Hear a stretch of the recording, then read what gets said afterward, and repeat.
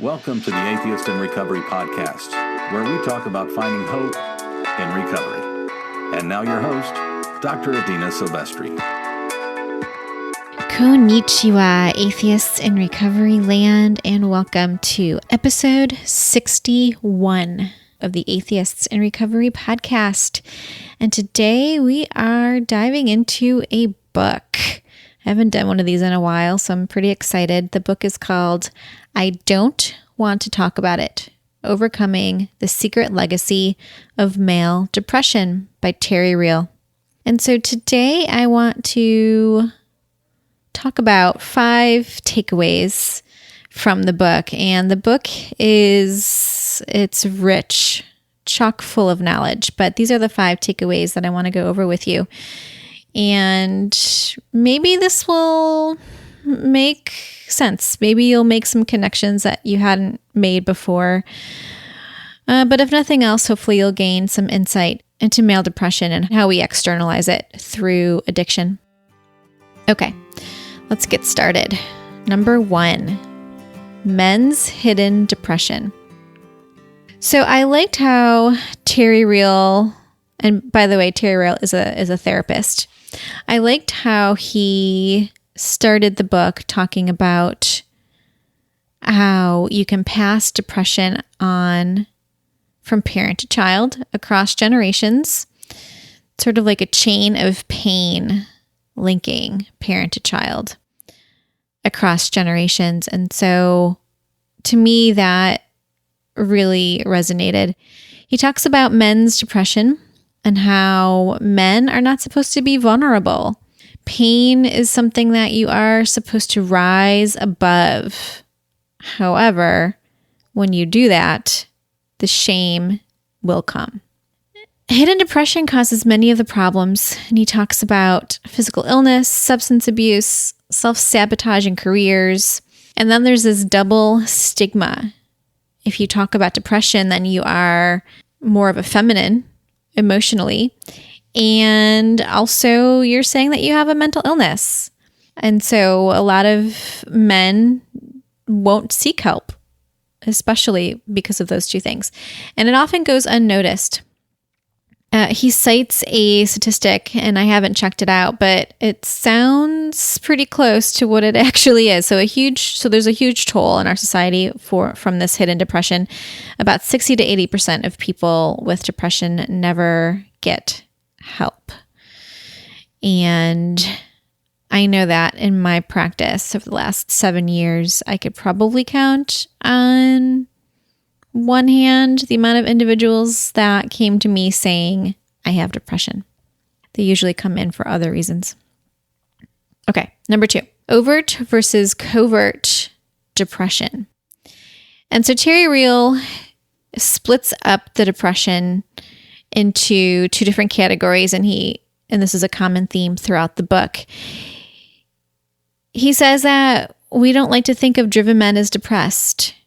And when we think about the truly depressed, if we look at the DSM-5, which is the way that the medical profession classifies and treats diagnoses, the signs are staying in bed all day, feeling down, feeling blue, maybe listless, unmotivated, crying, and I could go on and on. There are many symptoms. So he talks about 2 offshoots of this: an overt depression, which he classifies as acute and dramatic. And there's very little research on overt depression, and there's even less research on covert depression, which is mild, elusive, and chronic. And so the definition of manhood lines up with standing up to discomfort, standing up to pain. And we're more likely to stand up to depression by doubling the efforts at work than feeling the feelings. We love invulnerability in men. Just look at our action movies. We never saw Arnold getting in touch with his feelings. Am I right? Okay. So those are the definitions of overt versus covert depression. Number 3, how depression leads to numbing the pain with behaviors and addictions. Turning to any substance, person, or action to regulate one's self-esteem can be called an addictive process. And he goes over what it means to be covertly depressed and then to turn to external factors. And so when a covert depressed man's addiction to the object is undisturbed, he feels good about himself. When connection to that object is disrupted, when the cocaine runs out, when the credit cards are maxed out, when the object of his desire fails, then the affair ends, then his sense of self-worth plummets. That's when the hidden depression comes out. And it'll start to unfold such that it drives him back to the drug, back to the work, back to the next sexual conquest. And so most people that are unaffected by depression would be thrilled at getting a raise, at being acknowledged at work, at being the object of someone's desire. But when we have a baseline in which we already feel good about ourselves or feel neutral about ourselves, then we're not sort of falling to pieces when those things don't happen for us. In contrast, the covertly depressed man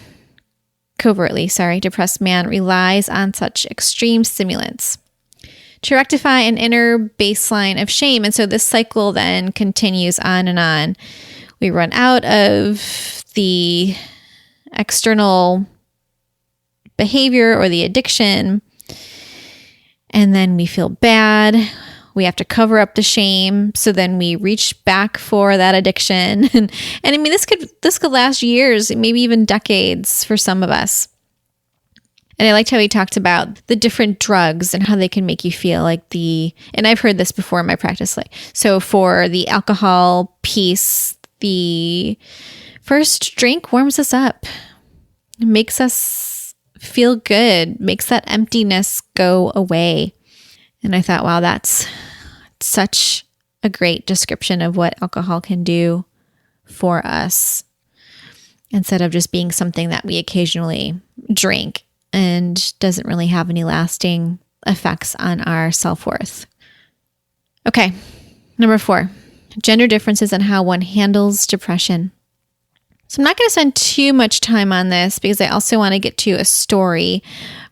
So for the traditional socialization rules, it hurts both women and men, girls and boys. So, right? So gender with girls tend to internalize pain. They blame themselves. I'm unworthy. There's something wrong with me.